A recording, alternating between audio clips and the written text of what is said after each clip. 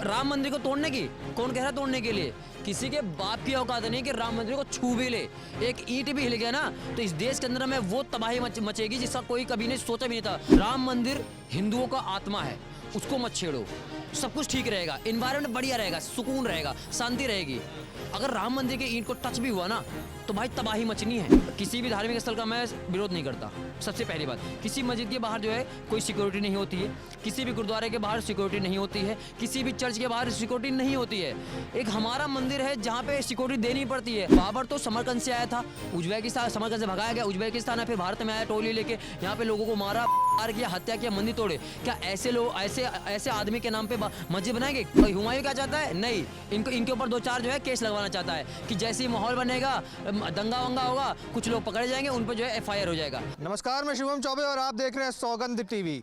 2025 6 दिसंबर का आज ये दिन है और आज अयोध्या के अंदर राम जन्मभूमि पर भव्य श्री राम का मंदिर बनकर तैयार है।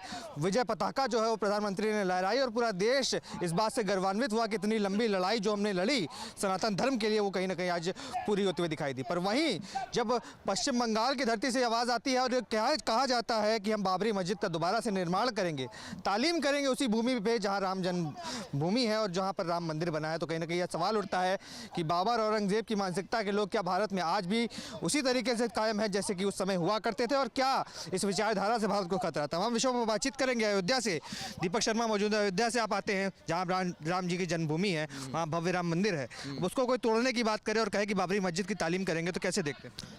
राम मंदिर को तोड़ने की कौन कह रहा तोड़ने के लिए? किसी के बाप की औकात नहीं कि राम मंदिर को छू भी ले।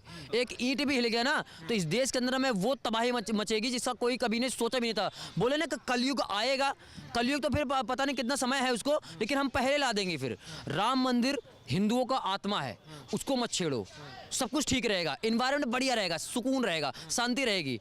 अगर राम मंदिर के ईंट को टच भी हुआ ना तो भाई तबाही मचनी है। नहीं, पर आप कह रहे हैं कि इस तरीके की बात नहीं होनी चाहिए, पर फिर क्यों इतने सालों बाद भी 6 दिसंबर के दिन अयोध्या में सिक्योरिटी टाइट रहती है, काशी में सिक्योरिटी टाइट रहती है, मथुरा में टाइट रहती है, जहाँ भी हिंदुओं के पावन स्थल है वहाँ पर सिक्योरिटी बढ़ा दी जाती है। देश सेकुलर है, इस देश के अंदर में भाईचारा इतना खतरनाक वाला है जिसका कोई जवाब नहीं है।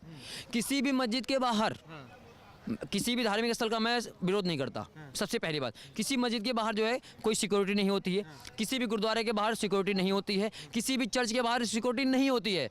एक हमारा मंदिर है जहाँ पे सिक्योरिटी देनी पड़ती है। आखिर में राम मंदिर हो, जगन्नाथपुरी मंदिर हो, रामेश्वरम हो, कोई भी मंदिर हो, वहाँ पर खतरा किससे है सर?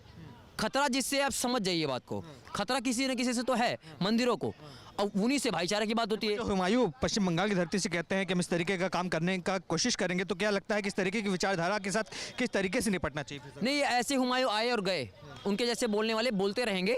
और जो हुमायूं कह रहे हैं ना, हुमायूं जो कह रहे हैं कि बाबरी मस्जिद जो है दोबारा मुर्शिदाबाद के अंदर में नींव रखेंगे, वो पॉलिटिकल एजेंडा है उनका। वो पॉलिटिक्स करना चाहते हैं, क्योंकि भैया वहाँ पर चुनाव है, लोगों को प्रोपेगेंडा सेट करना है ना, लोगों को बरगलाना है, तो इसलिए वो कर रहे हैं। और हाँ सुनिए, जितने भी पढ़े लिखे मुस्लिम भाई हैं, जितने भी समझदार हैं, वो कभी भी ऐसा मस्जिद नहीं बनाने देंगे हुमायूं को जो इंसान, मतलब बाबर के नाम बना ना। बाबर तो समरकंद से आया था, उज्बेकिस्तान, समरकंद से भगाया गया, उज्बेकिस्तान फिर भारत में आया टोली लेके, यहाँ पे लोगों को मारा किया, हत्या किया, मंदिर तोड़े। क्या ऐसे लोग ऐसे आदमी के नाम पे मस्जिद बनाएंगे?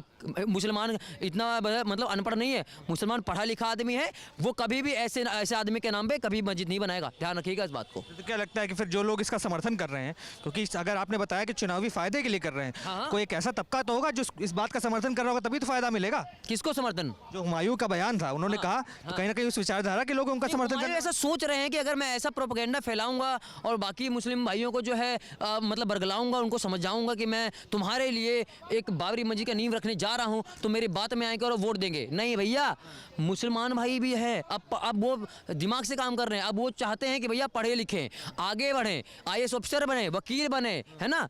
और हुमायूं क्या चाहता है? नहीं, इनके ऊपर 2-4 जो है केस लगवाना चाहता है कि जैसे ही माहौल बनेगा, दंगा वंगा होगा, कुछ लोग पकड़े जाएंगे, उन पर जो है FIR हो जाएगा। तो वो लोग जो पढ़े लिखे हैं वो ऐसा काम नहीं करेंगे, और ये तो पॉलिटिक्स करना चाहते हैं, समझदार सरकार है मुस्लिम कभी इनका साथ नहीं देगा, नहीं साथ देगा। गारंटी नहीं साथ देगा भाई साहब, नहीं देने वाला। और राम मंदिर आत्मा है हिंदुओं का, वो हमेशा रहेगी। सबसे पहले वहाँ राम मंदिर थी, वहाँ पे प्रभु श्री राम जी अवतार लिए थे। बाबर आया वहाँ पर अपने मतलब अपना वर्चस्व बनाने के लिए मंदिर को तोड़ा था, फिर उसके बाद वहाँ पे मस्जिद बनाई थी। उसके बाद जो है 6 दिसंबर को वापस मस्जिद को जो है हटा दिया गया, फिर मंदिर वहाँ पे कोर्ट से जीता गया है, जबरदस्ती नहीं ले गया, प्रूफ किया गया कि हाँ यहाँ मंदिर था, यहाँ पर अवशेष पाए गए, अभिलेख पाए गए, कोर्ट ने उसको सिद्ध किया, तब जाके मंदिर बनाए। छीन झपट के नहीं लिया है, लड़के लिया है। तो सब सीधी सी बात है, अब कोई हुमायूं का साथ नहीं देने वाला है। आप देख रहे हैं सौगंध टीवी, सौगंध वतन की।